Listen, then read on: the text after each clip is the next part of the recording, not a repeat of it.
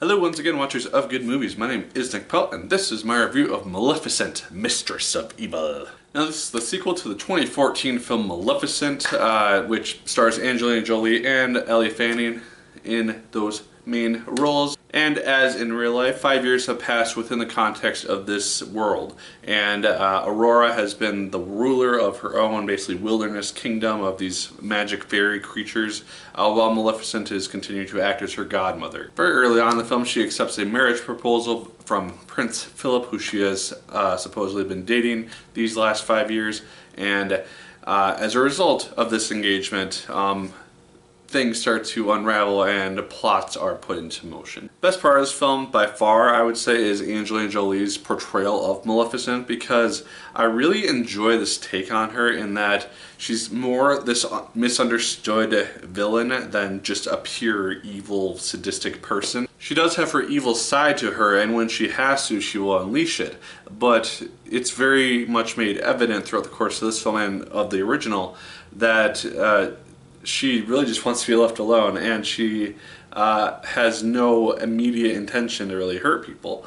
It's just things that happen around her and cause her to do such things. I also really enjoyed her relationship with Aurora. You can tell that Angelina Jolie and Elle Fanning have this really good chemistry amongst each other. I saw some behind the scenes stuff for this film, and you can just tell that they had a really fun time filming the first film, and I guess it felt like more or less a family reunion. So they really do have good chemistry on screen together. And I do buy their relationship within the context of this film, that they have been basically living together for a very long time. They know each other really, really well. And Maleficent really does have this motherly affection for Aurora. That said, the film's story is immensely predictable. Yeah, within like the first 30 minutes, you can tell where this thing is going to go by a mile. One thing I did like is that Michelle Pfeiffer, she's basically the villain of the film. She's the queen of the castle. It's very asserted early on that she is going to be this main villain. And I like that they didn't really hide that for a huge amount of time. They didn't make it seem like, oh, this massive reveal 2/3 of the way through the film or anything like that. It's made obvious very early on, so I did appreciate that. But a lot of the major plot points, they felt very much like I've seen them before. They weren't really anything new or super unexpected. That said, they were done fairly well. I had a fun time watching this movie and watching the plot play out, despite the fact that I knew more or less what was going to happen. The opening scenes of the film, at least like kind of reintroducing us to the characters, where they've been, things of that sort, it does feel a little bit silly and cheesy at times. It kind of has this Snow White feel, in that you have Aurora talking to these fairy creatures and just having this really not great dialogue, and just not the best acting. I don't know if it's meant to be kind of silly or super innocent or whatever, but it kind of threw me off right away into the movie. I'm just like, is the whole film going to be this cheesy and stupid? But it picks up and gets a lot more serious eventually, and I do appreciate that. Particularly, in fact, with the last act of this film. I won't spoil what's going on in it whatsoever, but it's a really good and well-established act, and it actually does have actual consequences. There are people and creatures which do die as a result of the things which happened during this last third of the film.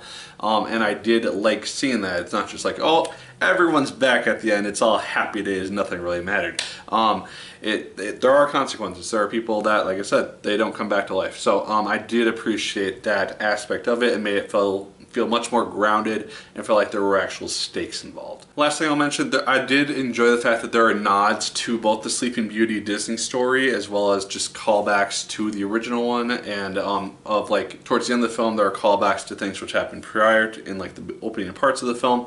That was all just done really fluently, and I really enjoyed seeing that stuff as well. And I just ultimately like how they continue to redefine the story of Sleeping Beauty, Maleficent, and Aurora, and kind of taking this new twist on it, in that the events of the first film are actually how they happened, but just the story has been manipulated enough through just word of mouth that Maleficent continues to be made out to be the villain. And so if they do make a third film, I'd be very curious to see where they go with that, if they're still going to try to portray her as this like overarching antagonist of some sort, even though she's really not that bad of a person. I've mentioned this before, but I would love if these live action Disney films all just led into some sort of major Kingdom Hearts film.